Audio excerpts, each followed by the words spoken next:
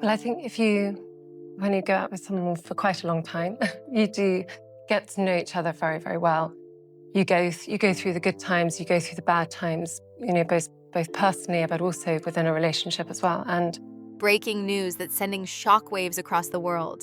Kate Middleton just dropped a bombshell that nobody expected. After her devastating cancer battle, she's revealed something that has left millions absolutely speechless. Insiders are calling it impossible. Doctors are baffled. And the palace?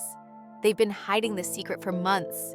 What Kate just announced about a fourth baby has triggered a royal crisis like never before. Moved in together as friends, and then because we were living together, we lived with a couple of others as well, and it sort of blossomed from there. Really, we just saw more of each other, hung out a bit more and did stuff. So yeah.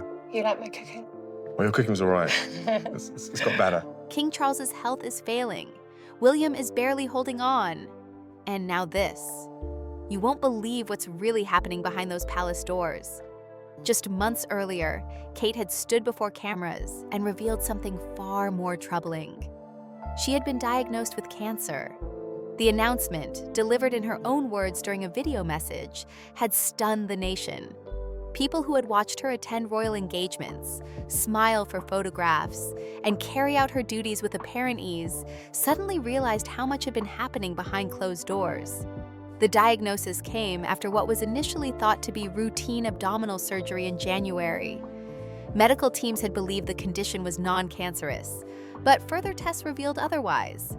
The revelation forced Kate to step back from public life, beginning a course of treatment that would keep her away from the spotlight for months.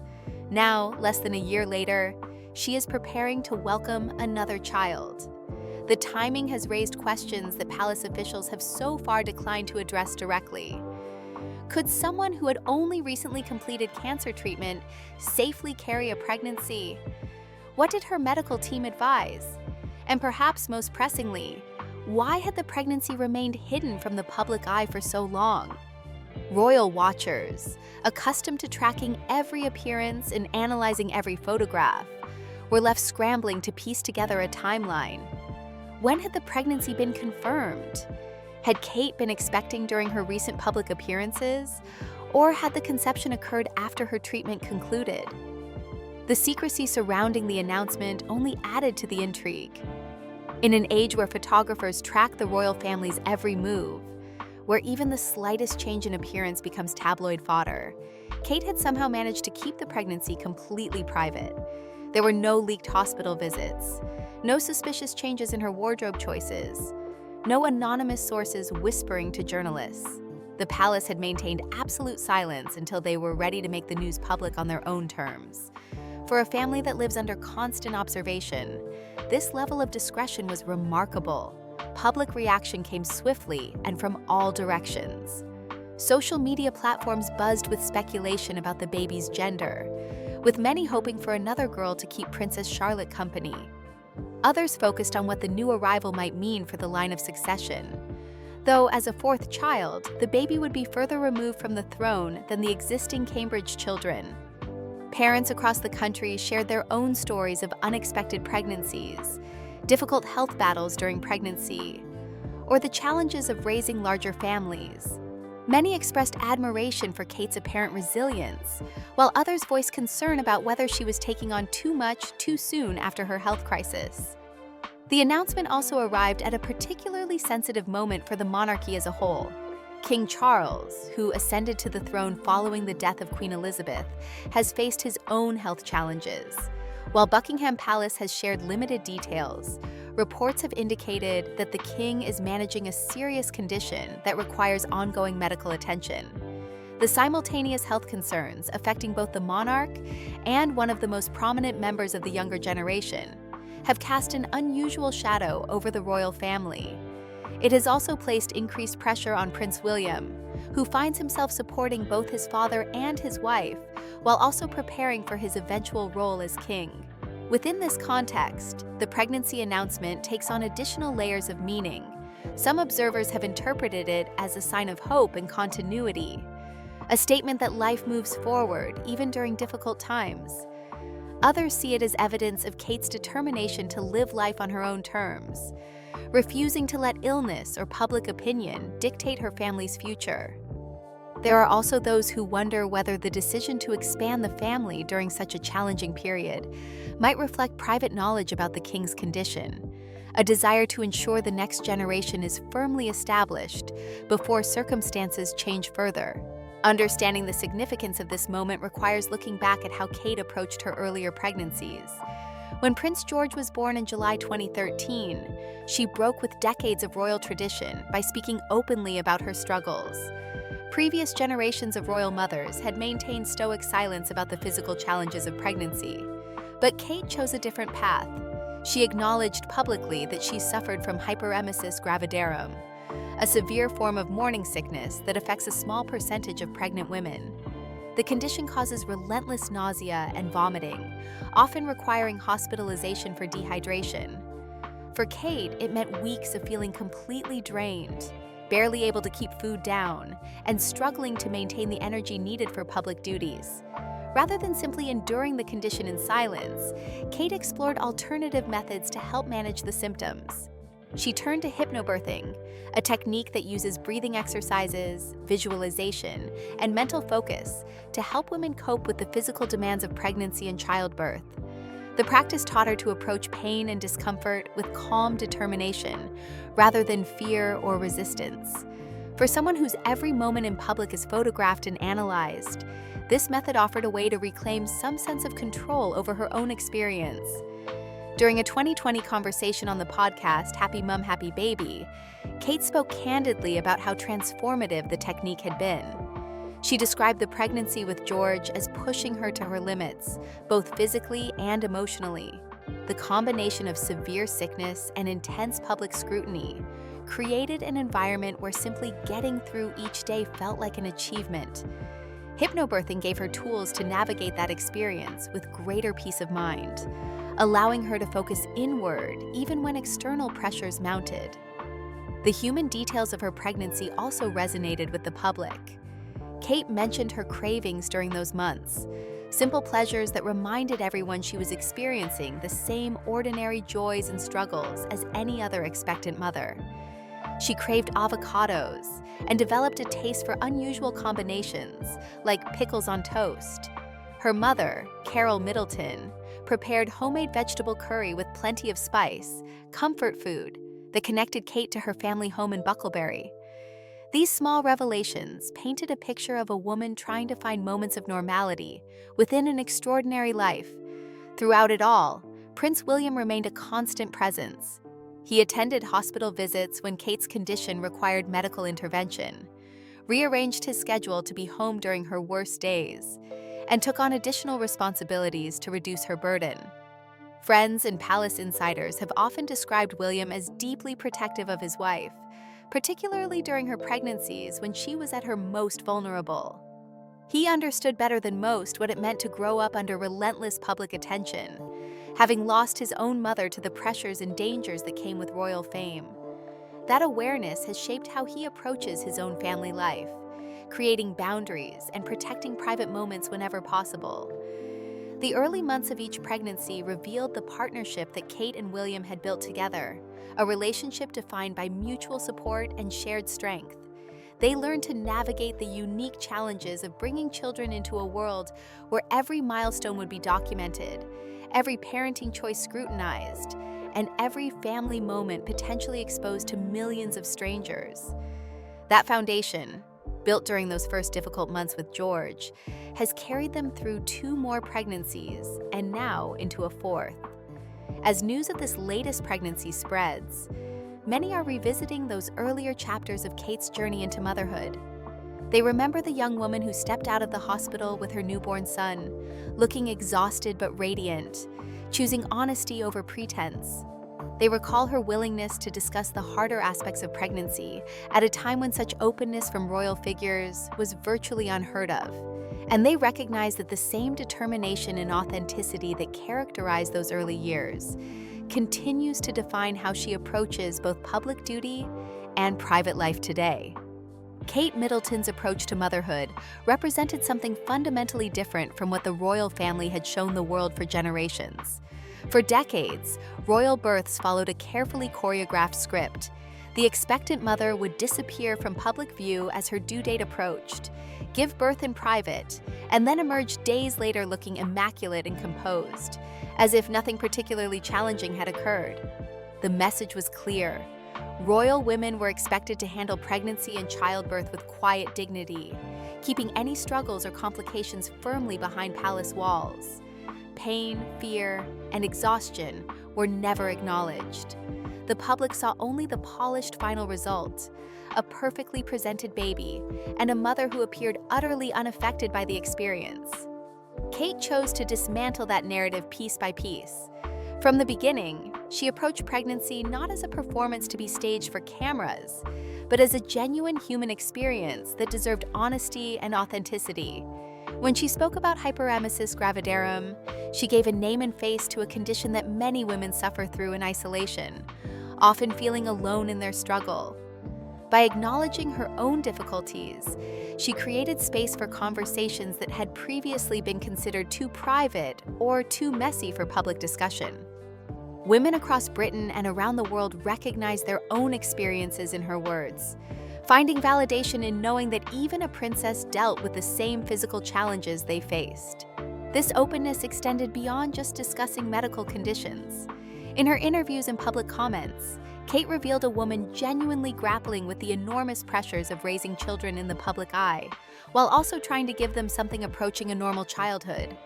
She spoke about the guilt many working mothers feel, the constant questioning of whether you are making the right choices, the exhaustion that comes with juggling multiple responsibilities. These were not the carefully managed statements of a royal figurehead reading from approved talking points. They were the reflections of someone living through the complicated reality of modern parenthood, simply doing so under circumstances most people could barely imagine. The contrast with previous royal generations could not have been starker. Queen Elizabeth, during her years as a young mother, rarely if ever discussed the challenges of raising children while also preparing to become monarch. Princess Anne maintained a similar reserve, as did other female members of the family. The unspoken rule was that royal duty came first, and personal struggles remained private. Kate's willingness to share her experiences marked a significant shift in how the royal family presented itself to the public. She demonstrated that showing vulnerability did not diminish respect or admiration. If anything, it created a stronger connection between the royal family and ordinary citizens. Her second pregnancy, with Princess Charlotte, followed a similar pattern. Once again, Kate experienced severe morning sickness that required adjustments to her schedule and occasional hospitalization. By this point, the public had come to expect honesty from her about the physical toll of pregnancy, and she did not disappoint. She continued attending engagements when possible, but palace officials were transparent about the days when she simply could not manage public duties. This transparency helped normalize the reality that pregnancy affects different women in different ways, and that sometimes the healthiest choice is to rest and recover, rather than push through regardless of the cost. The birth of Prince Louis brought similar challenges, though Kate had by this point developed strategies and support systems that helped her manage the symptoms more effectively. She continued using hypnobirthing techniques, finding that the mental discipline and breathing exercises gave her tools to cope with physical discomfort. The practice also helped her maintain a sense of calm and control during moments when external circumstances felt overwhelming. Hospital stays, constant medical monitoring, and the knowledge that millions of people were tracking her pregnancy could have been suffocating.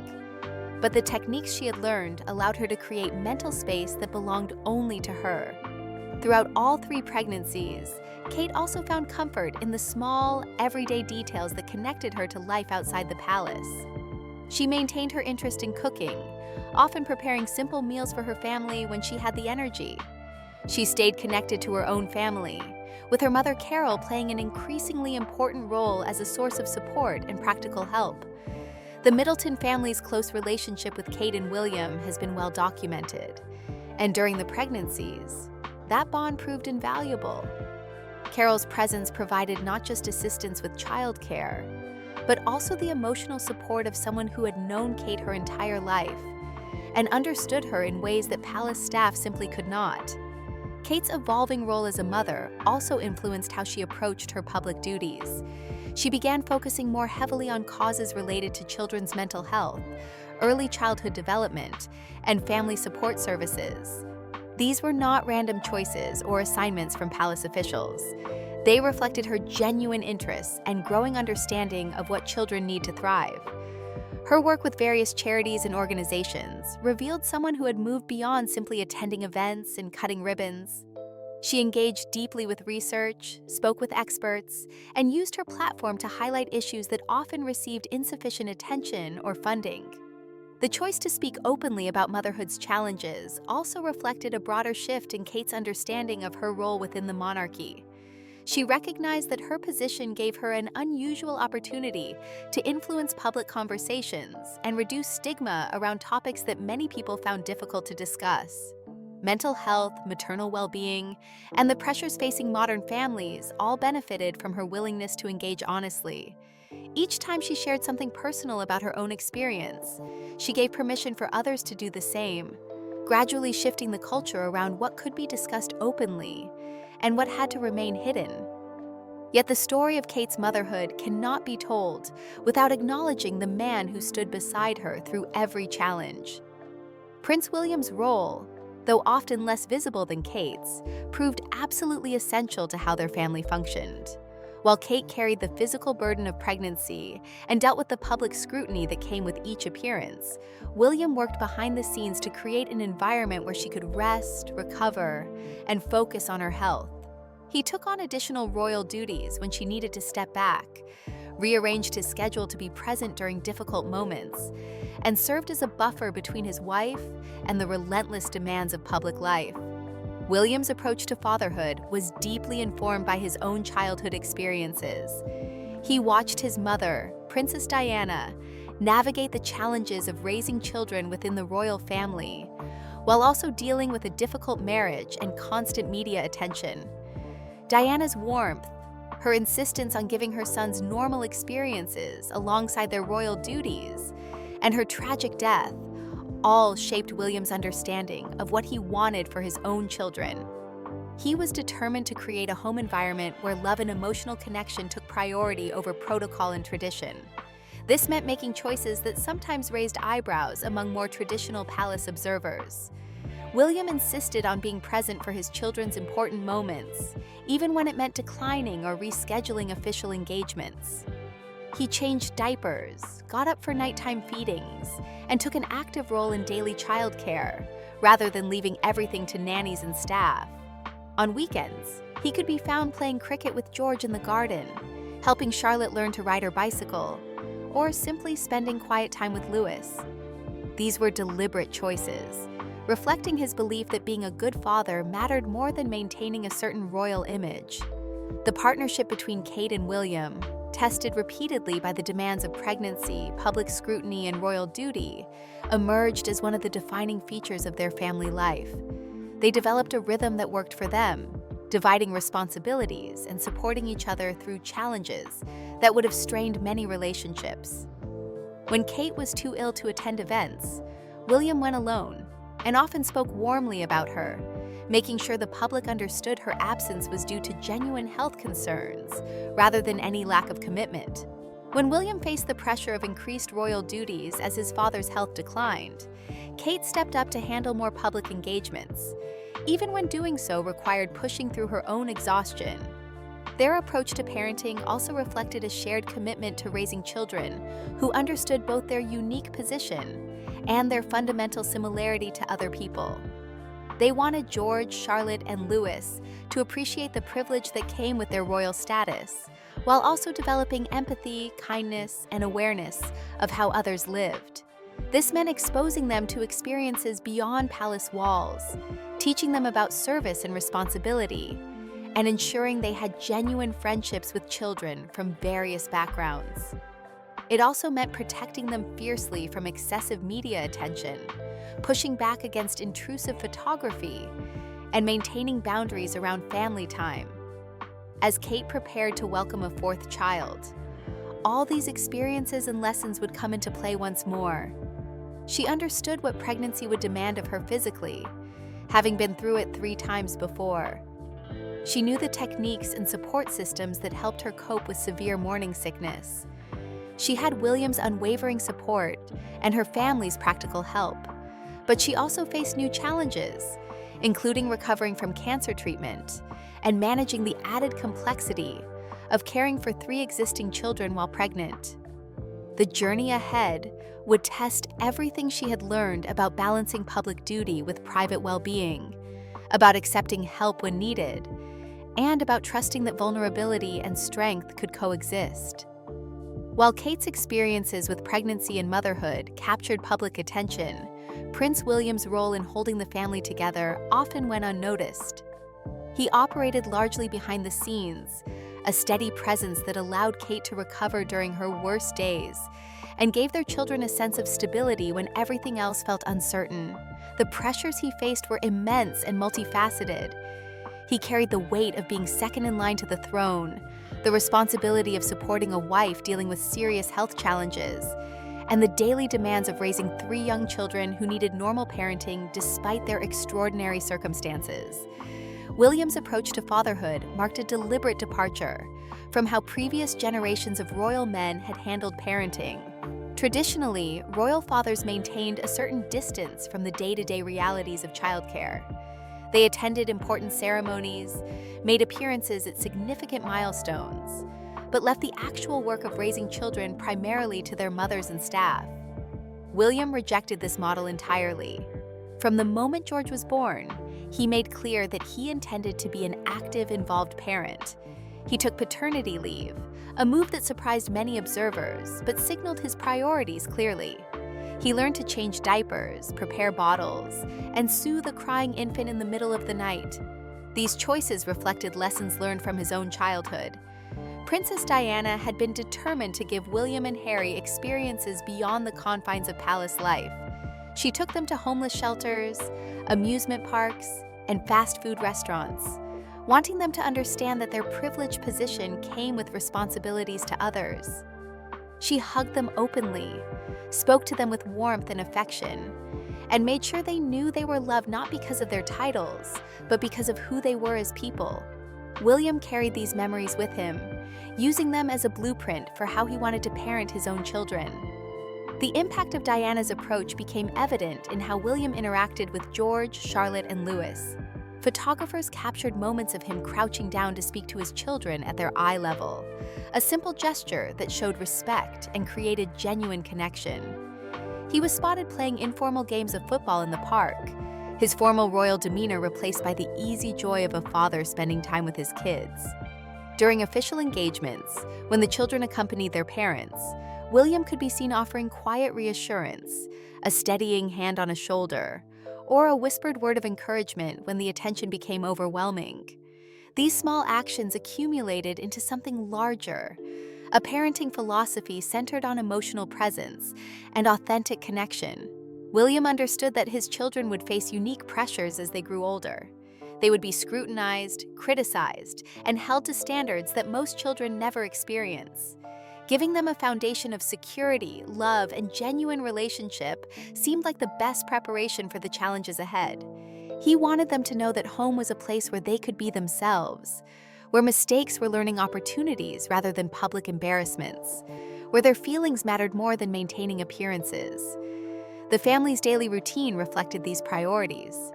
Despite having access to multiple residences and staff to handle every conceivable task, William and Kate insisted on maintaining as much normalcy as possible. They chose to live at Adelaide Cottage in Windsor, rather than grander royal residences, partly because the smaller home felt more like a family space and less like a museum. The children attended local schools where they mixed with classmates from various backgrounds. Family dinners happened around the table, with conversations about homework, friendships, and the small dramas of childhood taking precedence over discussions of royal duty. William also made sure his children understood the importance of service and helping others. Following Diana's example, he introduced them to charitable work gradually, in age-appropriate ways. They participated in community projects, learned about the organizations their parents supported, and began understanding that their position brought both privilege and responsibility. These were not lessons delivered through lectures or formal instruction, but rather absorbed through experience and example. When George asked questions about why some people had less than others, William answered honestly, using the moment to teach compassion rather than offering comfortable platitudes. The guinea pigs that became part of the family's household illustrated this approach perfectly. Rather than simply acquiring pets, William used the opportunity to teach the children about responsibility and care for other living things. George, Charlotte, and Louis took turns feeding the animals, cleaning their enclosure, and making sure they had everything they needed. These were small tasks, but they taught valuable lessons about commitment, empathy, and following through on responsibilities even when other activities seemed more appealing. Photographs of William at the beach with his children, captured by Kate during a family holiday, revealed another side of his parenting. In the images, he appeared completely relaxed, jumping in the air alongside George, Charlotte, and Louis, all of them suspended in a moment of pure joy. The picture showed a man who could set aside the formality of his position and simply be present with his children, sharing in their delight without worrying about maintaining a certain image. These moments of freedom were rare and precious, brief windows when the family could escape the constant observation that defined most of their lives. Yet William's dedication to his family came at a personal cost. The demands on his time were relentless. He balanced royal duties that took him across the country and sometimes around the world with his determination to be present for bedtime routines, school events, and family meals. When Kate's health crisis emerged, those competing pressures intensified dramatically. He found himself torn between supporting his father, whose own health struggles required attention, attending to urgent royal business that could not be postponed, and being the rock his wife and children desperately needed. During the months when Kate was undergoing treatment, William's role expanded in ways that tested him profoundly. He became the primary parent for extended periods, managing school runs, homework help, and the emotional needs of 3 children who sensed something was wrong but could not fully understand what their mother was facing. George, as the eldest, showed a maturity beyond his years, trying to help his younger siblings while also processing his own worries. Charlotte responded with quiet bravery, offering small gestures of support and trying to maintain cheerfulness even when she felt scared. Louis, too young to fully grasp the situation, reacted to the tension around him with confusion and occasional clinginess.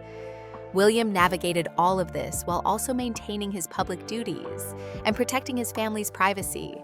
He attended engagements where he smiled and made small talk, answered questions about Kate's health with carefully measured responses that shared enough to satisfy public concern without revealing private details, and then returned home to face the reality of a partner fighting cancer and children who needed reassurance he did not always feel capable of providing. The strain showed occasionally in photographs, a tightness around his eyes or a weariness in his posture that no amount of professional composure could completely hide. Throughout this period, William also leaned heavily on the Middleton family for support. Carol and Michael Middleton became even more essential presences in their grandchildren's lives, providing stability and care when both William and Kate were stretched beyond their limits. Carol's calm, practical approach to problems offered William a perspective outside the royal bubble, while Michael's quiet strength provided an example of steady, unpretentious support. The Middletons' home in Bucklebury became a refuge, a place where the children could play without photographers lurking nearby, and where family time happened without the weight of royal protocol. William's protective instincts extended to managing how much the children knew about their mother's illness. He and Kate made careful decisions about what to share, wanting to be honest without causing unnecessary fear. They explained that their mother was sick and needed treatment, that she would be tired and need extra rest, but that the doctors were helping her get better. They maintained routines as much as possible, understanding that predictability and normalcy would help the children feel secure even as anxiety swirled beneath the surface. The role of father and protector became even more complex as the children grew older and began encountering public attention directly. George, in particular, started facing the reality of his future position. Photographers followed him to school, strangers recognized him in public, and he began understanding that his life would unfold differently from those of his classmates. William worked to prepare him for this gradually, sharing age-appropriate information about what being royal meant, while also emphasizing that George's value as a person had nothing to do with his title or position in the succession. Charlotte and Louis faced their own versions of these challenges. Charlotte's confident personality meant she often handled public attention with apparent ease, but William remained watchful for signs that the scrutiny was affecting her. Louis, energetic and sometimes impulsive, occasionally struggled with the behavioral expectations that came with royal events. Rather than criticizing or punishing these moments, William approached them as teaching opportunities, helping Louis understand why certain behavior was expected in certain situations, while also giving him plenty of space to be a normal, boisterous child. As news emerged of Kate's fourth pregnancy, William faced yet another transition. The lessons learned through 3 previous pregnancies would serve him well, but this time the circumstances were different. Kate was recovering from cancer treatment, their existing children were older and more aware, and the public scrutiny felt more intense than ever. William would need to draw on every reserve of strength, patience, and dedication to support his wife through another challenging pregnancy, while also maintaining the careful balance between royal duty and family life that he had worked so hard to establish. The announcement that shook the nation in March 2024 came not through the usual palace channels, but directly from Kate herself. Speaking to camera with visible emotion, she revealed what months of speculation and rumors had failed to uncover. She had been diagnosed with cancer. The news landed with devastating force, silencing critics who had spent weeks creating wild theories about her absence from public life. Some had suggested marital problems, others claimed she was avoiding duties, and a few had even spread rumors about cosmetic procedures gone wrong. The truth was far more serious and sobering than any of the speculation. Kate explained that what had initially seemed like routine abdominal surgery in January had led to an unexpected discovery. Medical tests revealed the presence of cancer, and doctors recommended a course of preventative chemotherapy. The word preventative offered some hope, suggesting the cancer had been caught relatively early. But the reality of treatment remained daunting. Chemotherapy brings exhaustion, nausea, and a host of other side effects that make even basic daily activities feel overwhelming. For someone accustomed to managing a packed schedule of public engagements while also raising 3 young children, the forced slowdown was both necessary and deeply challenging. The timing could not have been worse for the royal family as a whole. King Charles had already disclosed his own cancer diagnosis just weeks earlier, though details about his specific condition and treatment remained closely guarded. The revelation that both the monarch and one of the most visible members of the younger generation were simultaneously battling serious illness sent shockwaves through the institution. Questions arose about the monarchy's stability, about who would handle the increasing workload, and about what this meant for the future. The burden fell heavily on Prince William, who found himself supporting both his father and his wife, while also stepping up to cover royal duties that neither of them could manage. For William, the months that followed tested him in ways nothing else had. He maintained a public schedule that included state functions, charity visits, and ceremonial duties, all while spending every available moment with Kate and their children. Hospital visits became routine, though the palace carefully shielded these from public view. At home, William took on responsibilities that might ordinarily have been shared, managing the children's routines, helping with homework, and providing the emotional stability they desperately needed. George, Charlotte, and Louis sensed the gravity of the situation, even if they could not fully understand it. The public response to Kate's announcement revealed the deep affection people felt for her. Letters and cards flooded into Buckingham Palace and Kensington Palace by the thousands. People shared their own experiences with cancer, offered prayers and well wishes, and expressed gratitude for her honesty in speaking about her diagnosis. Churches across Britain held special services, and strangers gathered outside palace gates to leave flowers and messages of support. The outpouring demonstrated that Kate had successfully built a genuine connection with ordinary citizens over her years in the royal family. Behind palace walls, the reality was grueling. Chemotherapy sessions left Kate depleted, forcing her to spend days recovering before she could summon the energy for even simple activities. The treatment affected her appetite, her sleep, and her overall sense of well-being. Some days were better than others, allowing her brief windows when she felt almost normal. Other days were consumed by nausea and exhaustion, so profound that getting out of bed felt like an achievement. Through it all, she maintained focus on what mattered most: her children and her recovery. The Middleton family proved invaluable during this period. Carol Middleton essentially moved into a supporting role, helping with the children, providing Kate with comfort and practical assistance, and giving William someone he could lean on when the weight became too heavy. Michael Middleton offered his own quiet support, handling logistics and creating buffers that allowed Kate to rest without worrying about everything that needed attention. As spring turned to summer, Kate began to regain strength. The chemotherapy was working, and doctors expressed cautious optimism about her progress. The decision of when and how to return to public view became a delicate calculation. The palace settled on Trooping the Color, the annual celebration of the monarch's official birthday, as the moment for Kate's reappearance. It was a significant event that would draw huge crowds and media coverage, but it was also a family occasion where she would be surrounded by support. The day arrived with perfect summer weather. As Kate stepped out, looking elegant but noticeably thinner than she had been months earlier, the crowd's reaction was immediate and overwhelming. Cheers erupted, people waved flags with renewed enthusiasm, and many openly wept at seeing her back in public. She stood beside William, and the look they exchanged conveyed volumes about what they had endured together. His hand found hers, a simple gesture of solidarity and relief. For the children, having their mother back at a public event represented a return to something approaching normal, even if the memory of her absence would stay with them. The balcony appearance at Buckingham Palace became iconic. Kate stood with her family as the Royal Air Force flew overhead, the traditional display of military pageantry that marks the occasion.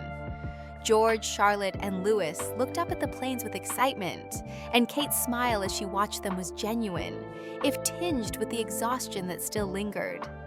Photographs from that day captured a moment of triumph, a woman who had faced one of life's most frightening challenges and emerged ready to reclaim her place in public life. As autumn arrived and the announcement of a fourth pregnancy emerged, it came wrapped in layers of meaning that transcended typical royal baby news. This was not just another addition to the Cambridge family. It was a statement of hope, a declaration that life continues even after the darkest moments, and a testament to Kate's remarkable resilience. The pregnancy, so soon after completing cancer treatment, raised medical questions that the palace chose not to address publicly. What mattered most was that Kate and William had made this decision together, with full awareness of the risks and challenges.